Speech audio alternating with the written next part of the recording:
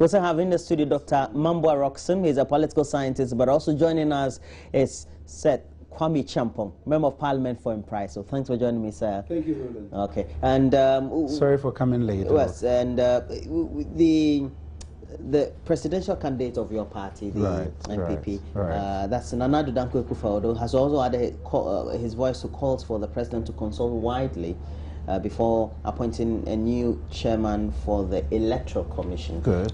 Depends on which side of the argument you want to pitch can. Right. We're told that the Constitution says on the advice of the Constitution or of the Council of State. Is that it? Exactly so. Okay. Exactly so. And so that's at variance to what usually the interpretation of the Constitution would be, or it's just another call, so to speak. If we say consult widely, what does it mean?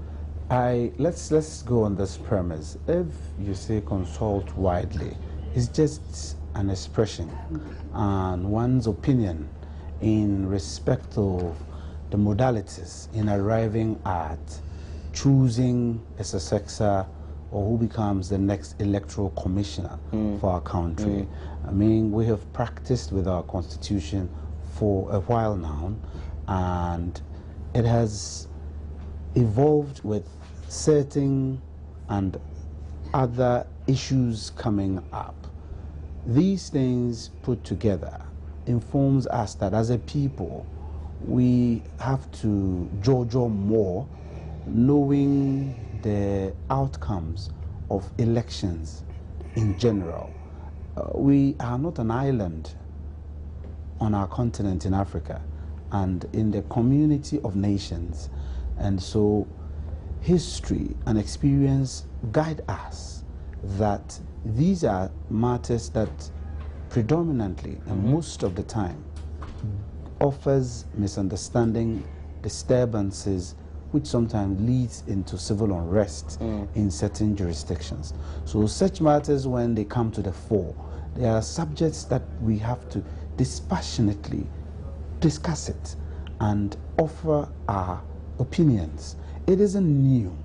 I remember under the presidency of His Excellency John Ejikun Kufuor, where some electoral commissioners of the electoral commissioners, some passed on into. You mean the category of people who call the deputy commissioners? Who constitute the deputy commissioners. So they are all quasi-commissioners, right? And some had to be appointed. There were similar expressions from the then opposition who are today in government. It is not new.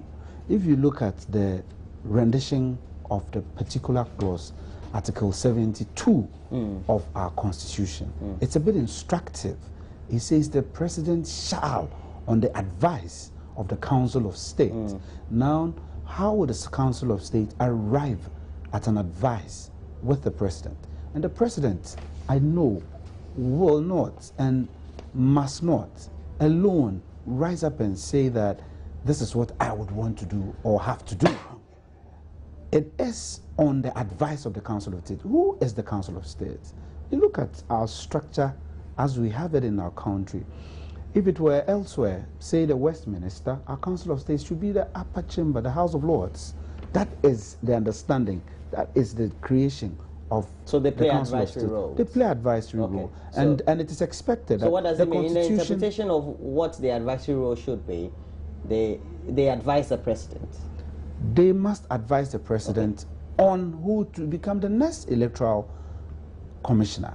And looking at recent events... It doesn't talk about consultation, does it? No. When we say consultation, before they arrive on the advice, there would have been at least there must be the backroom But exercise. Who does the consultation? Everybody who matters. Both sides? Yes. You see... The Council of State and the President? Well, let me tell you something. But these are not the workings, explicit... We can't put the workings of the President in black and white, that this is what the President must do. No, you need to give him some room and some freedom to operate. However, we expect that these consultations, there are conversations that must go on in the corridors, some in some boardrooms. Necessarily, as the Council of State is expected to advise, equally the Council of State by now should be going on. For me, it is not necessarily just the names which are being put out there in our current landscape, the media landscape, such a person, such a person. Those are, for me, not the issues that we have to bother ourselves on. The issues for us, for instance, why can't we even throw out some of the names of our vice chancellors, former vice chancellors, or some in academia? Look, the exiting Dr. Afarijan was in academia. He's an English PhD holder in coming from Legon. I mean, we have many of their kind. Let's go beyond the ordinary, what we just see as a few that people are targeting and mentioning names about. Doctor here, as a political scientist, definitely have a name to protect. We must look for, you see, when a person becomes an electoral commissioner, this is not the first time that we're having issues over elections. As a country, not just under the Fourth Republic, there have been issues on who is an electoral referee. An electoral referee, it's very, very crucial on the life of the state. We are at this point, Dr. Mambwa Roxon, because we have a process, an electoral process that has critical stakeholders, and the stakeholders, in many respects, will only see the game to be fair if there's consensus building as to who is in the middle to be the ombudsman, or so to speak, or to do the referee. Now, at what stage do we have to then make conclusions that all these calls that we're making is putting too much pressure on whoever the appointee should be, because that has been catered for by the Constitution? Yeah, I think what he is saying has every truth in leading up to how you appoint. Really? That we go around and ban no, that's not what I'm saying. No, that's what I'm saying. What I'm trying to say is that it's a constitutional provision. But the president won't just get up from his bed and then pinpoint one person. I'm sure he's going to make a number of considerations, like 2 or 3, and put them there. And then probably consult, according to the Constitution, on the advice of the Council of State. And then the 3 will say, this is my first choice, this is my second choice, and this is my third choice. Should anything be wrong with the first choice, I'm going with the second choice. I think he wouldn't just make one person and say, yes, this is the person I want to be. Well, that's logical. Yeah, he wouldn't do that. He wouldn't do that. But he would say, this is my first choice. Well, that's logical. Yeah, but then logical. People are raising concerns that those who are raising concerns. You need to go further and do wide consultation. No. Wide consultation can be done behind the scene. You see, even without anybody knowing. I don't think the president can just get up and choose someone without making his own wider consultations. He will do that. But you see, the calls that are coming is because of the processes, the tainted processes, the alleged tainted processes, the fear from the bag, you know, that the MPP think is wrong with the EC. That is why. Because in the process where the process is clean, like in the US, where it is all computerized, you go in, you scan your card, and then the computer screen comes, you choose, and that nobody can manipulate it. I don't think this would have been a concern in Ghana. So I think what we should be looking at, which the Constitutional Review Committee or the court, the Supreme Court came up with, is to look at how we can clean up the system. If we don't clean it up, I think every 4 years we'll have something to talk about. For me, that is where it should go. The MPP should not be thinking about that they are calling for the president to make a wider. Of course, he's going to do it, and of course, upon the advice of the Council of Elders, he will pick someone. That person is not a guarantee. The person, actually, when you look at it, how can the chairman of an EC manipulate an election? Possible. It's not possible. I don't understand them. How does it? What? The one that was appointed by Jonathan. He is the same person that elected Jonathan. And he's the same person that has elected Buhari. So how can you make a case? How can the opposition make a case out of this Nigerian example? They came up with saying that the elections in Nigeria and Ghana are similar, and that what has happened there can... But Dr. Roxon, it will not. But I'm talking about Dr. Roxon, will you agree that for all the things that we saw during the hearing of the election petition in 2013, it has become more imperative for us to take a relook at the system we have, based on the reforms that have been recommended. And those reforms need to be implemented by whoever will be at the head of the commission. And now, whoever is at the head is critical, don't you think? It is. To the reforms. It is. And the reforms are also very critical to whatever success or not that we will experience in the election. But who says that the one that the president is going to appoint will not implement those revisions or those recommendations that were made by the Supreme Court? Who says so? You see, the MPP should not let us always be thinking or frighten Ghanaians all the time.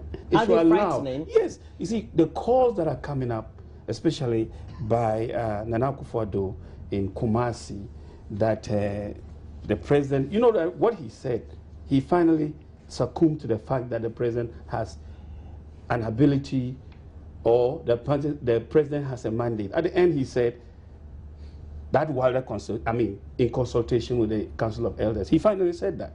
You see, when he knows, but he shouldn't frighten Ghanaians. And at this point, he should allow the president, in consultation with the Council of State, to appoint someone. That person, in his capacity, should address some of these issues that we are talking about. He is capable because the Supreme Court recommended certain issues to be implemented before 2016. And all we should be talking about now is how those recommendations are dealt with to straighten the system, make it more transparent for us to enter. Is it only a situation of perhaps the political parties, because it is instructive for us to know? It is not as if it's only the MPP that's calling for, even though it's almost because it's more pronounced, you are the leading opposition party, that, well, you're feeling insecure. 1, 2, you don't trust your main opponent, the NDC, which is the government in power, and 3, because of the experiences of 2012, you are a bit apprehensive and very distrustful of the system we have as far as in putting together elections. And so we need to have the right person. And so all these things are ongoing. Thank you very much, Roland. I think that first and foremost, we are human. To err is human. So we can have a foolproof system. And in as much as we can't have a foolproof system, that is why we need to put systems in place to do checks and balances for us. I am not too comfortable when Doc says that Nanado's commentary, it's scary and it's putting some sort of panic, or we are panicked in a way. Not at all. We are just being opinionated, trying to express our opinions. And I think that our opinions are not scary. We are just trying to air ourselves out so that everybody hears us out. We are not necessarily drumming something that is new.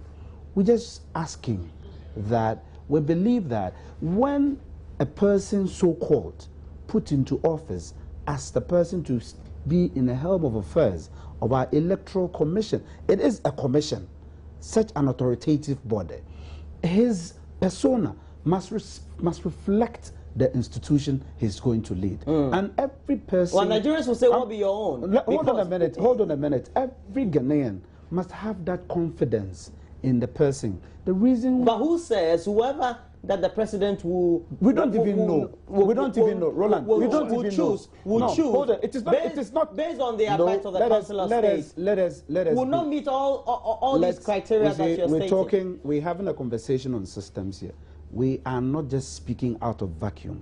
We are speaking from a particular structure we have set for ourselves to guide us. The Constitution, if you look at the letter of what the Constitution says must be done, the president has the executive authority vested in him. We can't challenge that. But the same Constitution says that he must, and it is instructive, he shall, on the advice. Others didn't put it there.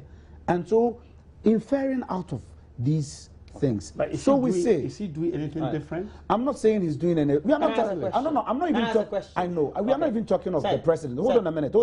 We are not talking of the president. But we are talking. So all these that we're doing, all the calls by caucus of party chairmen with seat in parliament, all the concerns that have been raised by civil society. Now we're having the flag bearer of the MPP also coming in. They are all the preconditions that will be met. That's the conversation. To enable before the advice of the Council of State Council. No. Is that it? It is the conversation. Is the conversation. That's the conversation. The conversation that leads what we are doing here. What conversation that leads us to advice. Exactly. No, the platform you've offered us. Who needs the advice? No, who is supposed to offer the advice? The Constitution prescribes it. So all this we're doing just to advise the Council of State or add to the knowledge of what the discussion should be for the Council of State. The beauty of our country today is that people like you have offered us platforms. Hitherto, I would just have written a note or a letter into a dailies expressing my opinion. But we are on live TV having this conversation. I'm sure people who are watching and looking at us may also pick from the conversation here. And that is part of consultation. And so when somebody speaks his mind, he's not scaring anybody like I'm here. He's just to deepen the consultation. I love this one. That is what we I love this one. But your conclusions, Dr. Mambwa. But when you are doing that, you don't do that in a way. I think Dr. Mambwa, what is your conclusion? In America, I think in America or elsewhere, when people call for consultations, they do it in a very national way. Okay. But you think the MPP is not doing it in a national way? No, they're not doing it in that way. But we've also had a caucus or an institution of party chairmen which comprises of the NDC, the MPP, the PNT, and I believe it is the CPP also. No. When you see so it's not as if it's only the MPP. That's why. Yeah. But when you see, it's not only the MPP, and I know that NDC, they are very discerning, in the sense that they will take advice. Just like the MPP too? Yeah, I've not seen the MPP because I was here during Kufuor time and they weren't discerning at all. Because things we didn't want, they shoved it down our throat. And they did that's my first statement, is it, Dr. Mambwa? No, they did it anyway. What we didn't want, they did it and went through. And so we are not saying that consultation should not be done. Like I said here earlier on, the president, His Excellency John Dramani Mahama, is going to consult. Okay. He's not just going to get up from bed and say, I appoint this person. No, he's going to consult. But they should allow the process to take place. It has not started. They should allow it. And they shouldn't drum out certain expectations so that even when they bring... You think they are putting undue pressure? Right, undue pressure. And then they are saying that even if Jesus is brought, he has to be scrutinized. I understand where Dr. Mambwa is coming. Thank you very much. Unfortunately, no. They will not accept anybody. I have had in the studio, said you wanted to say something. Let me just, unfortunately, I am saddened by Dr. Mambwa's closing remarks. I mean, MPP and Kufuor never forced anything under anybody's throat. Okay. I don't think that's a subject for discussion for the next 20 minutes. I don't think NDC would have been coming to power. Seth Acheampong is a member of parliament and elections are won Dr. Mambwa Rosen is a political scientist. We're taking a break. When we come back, we'll be wrapping up for the show. I mean, it's not won by the personality.